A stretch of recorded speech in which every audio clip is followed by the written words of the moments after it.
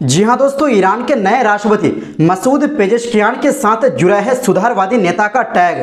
क्या सच में ऐसे हैं? ईरानी युवाओं ने चुनाव में क्या किया? नए राष्ट्रपति को लेकर अरब जगत ने क्या कहा? और हिजबुल्लाह नेता हसन नसरल्लाह ने भी बड़ा बयान दिया है।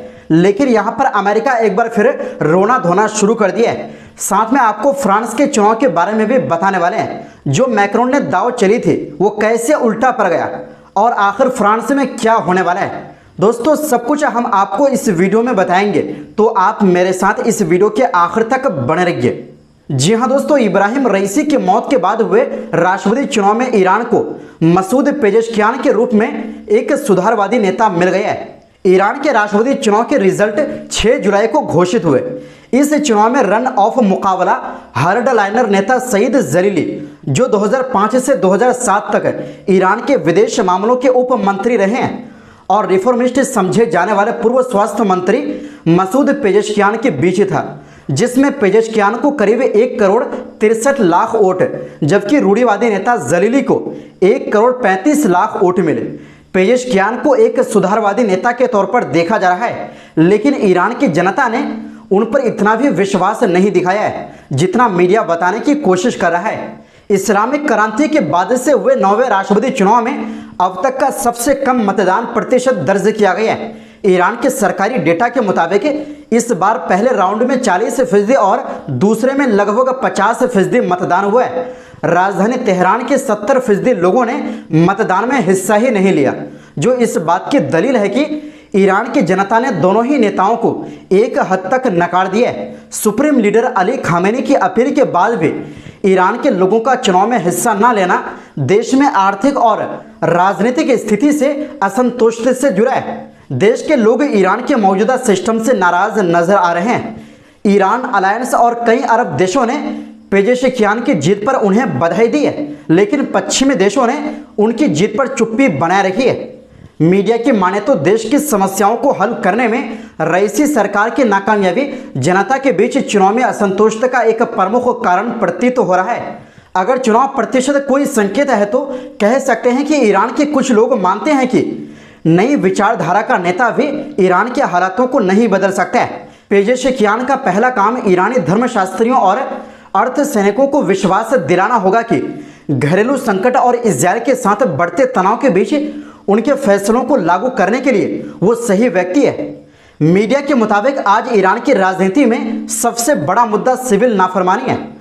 सरकार की कई कोशिशों के बावजूद 2022 के महसा अमीनी की मौत के बाद हुए सरकार विरोधी प्रदर्शनों की कड़वी यादें ईरान की युवा पीढ़ी में जिंदा है। ईरान की युवा आबादी कुल आबादी का लगभग 65 से 70% है। इस चुनाव के दौरान सोशल मीडिया पर ईरान की युवाओं ने एक नारा दिया, कट्टरपंथी सुधारवादी आपका समय समाप्त हो गया है, खेल खत्म हो गया है। बता दें कि तथाकथित सुधारवादी पेजेश्कियान ने इस्लामिक क्रांति के शुरुआती सालों में अस्पतालों में नर्सों और महिलाओं के लिए आने वाले हिजाब शुरू करने में महत्वपूर्ण भूमिका निभाई थी। कई जानकार मानते हैं कि पेजेश्कियान की जीत दुनिया के सामने ईरान की छवि बदलने में मदद कर सकती है, और यह पश्चिम से दबाव को कम करने का एक प्रयास भी हो सकता है। लेकिन असल में ईरान में उनके आने से कोई खासा बदलाव नहीं आने वाला है। अली खामेनी और IRGC प्रमुख ये स्थिति पैदा करने की कोशिश कर रहे हैं कि एक सुधारवादी राष्ट्रपति तेहरान को पश्चिमी देशों से जोड़ेगा और मध्य पूर्व में ईरान के वर्चस्व को बनाए रखेगा। ये तो समय बताएगा कि पेजेश्कियान ईरान की मौजूदा स्थिति में कोई बदलाव लाएंगे या नहीं। वहीं दोस्तों, जैसे कि मसूद पेजेश्कियान ने हार्ड लाइनर नेता सईद जलीली को लगभग 30 लाख वोटों के बड़े अंतर से हराया है। ईरान में किसी सुधारवादी नेता की जीत अरब दुनिया के लिए एक नई उम्मीद लेकर आई है। उनकी जीत के बाद सऊदी अरब के क्राउन प्रिंस मोहम्मद बिन सलमान ने बधाई दी है। सऊदी ही नहीं, कुवैत, कतर, संयुक्त अरब अमीरात, बहरीन और ओमान आदि देशों ने भी नए राष्ट्रपति पेजेश्कियान को उनकी चुनावी जीत पर बधाई दी है। इसके अलावा लेबनान के रेजिस्टेंस ग्रुप हिजबुल्लाह ने भी पेजेश्कियान के कार्यकाल में क्षेत्र के सभी प्रॉक्सी के लिए ईरानी समर्थन की उम्मीद जताई है। सऊदी की सरकारी मीडिया के मुताबिक सऊदी प्रिंस ने अपने संदेश में कहा, हम आपको हार्दिक बधाई और सफलता की शुभकामनाएं देते हैं और उम्मीद करते हैं कि दोनों देशों के भाईचारे वाले संबंधों का विकास जारी रहेगा।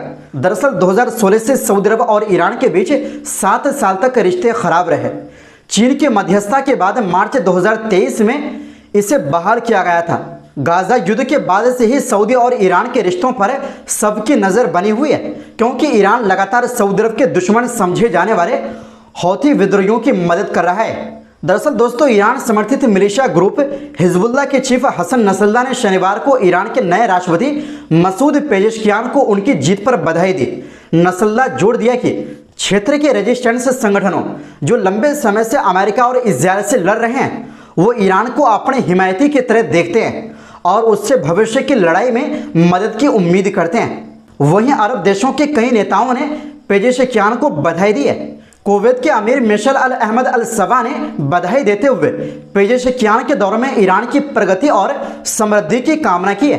कतर के नेता शेख तमीम ने दोनों देशों के बीच संबंधों को विकसित और मजबूत करने की इच्छा जताई है। वहीं यूएई के राष्ट्रपति शेख मोहम्मद बिन जायद ने अपने एक्स पर लिखा, मैं दोनों देशों के हितों के लिए मसूद पेजेश्कियान के साथ काम करने के लिए उत्सुक हूं। वहीं दोस्तों, इस चुनाव पर भी अमेरिका का रोना नहीं गया है। ईरान के राष्ट्रपति चुनाव की अमेरिका ने आलोचना की है।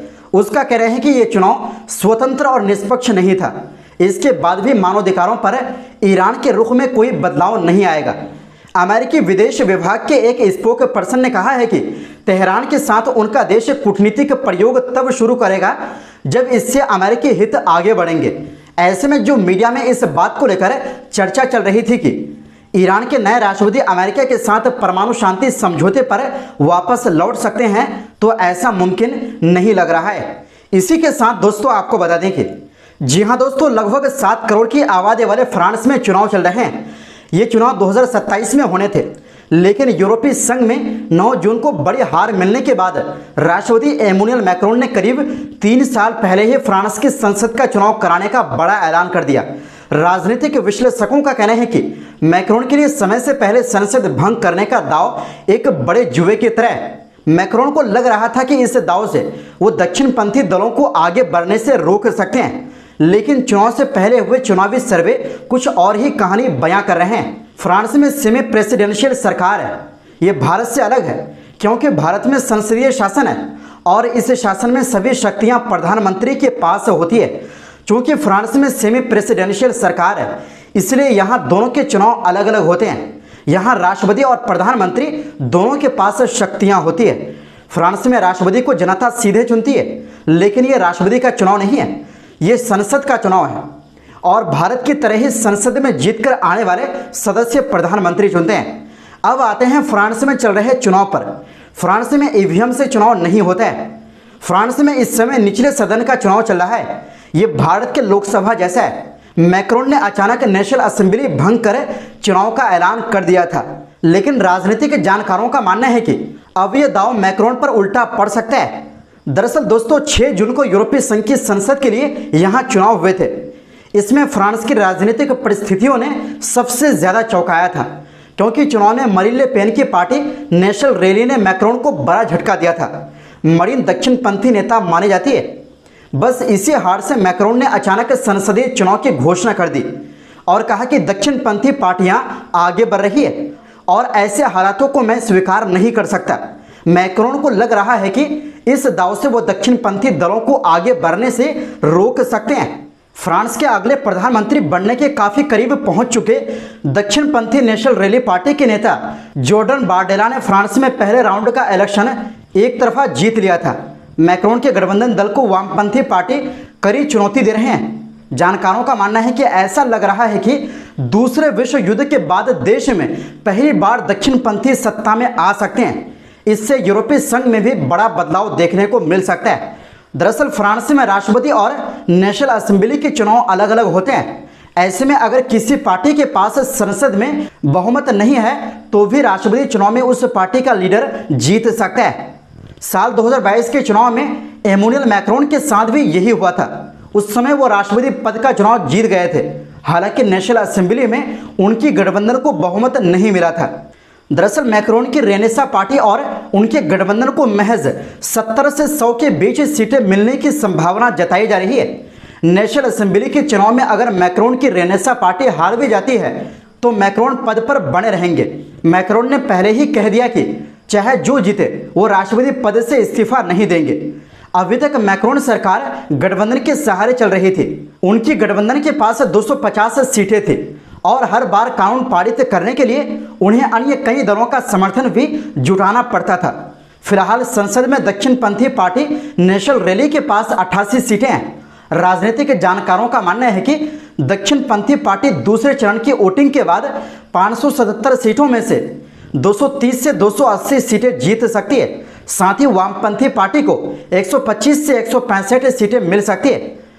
मैक्रोन की रेनेसा पार्टी और उनके गठबंधन को महज 70 से 100 के बीच सीटें मिलने की संभावना जताई जा रही है।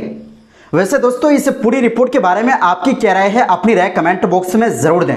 तो दोस्तों, इस वीडियो में बस इतना ही।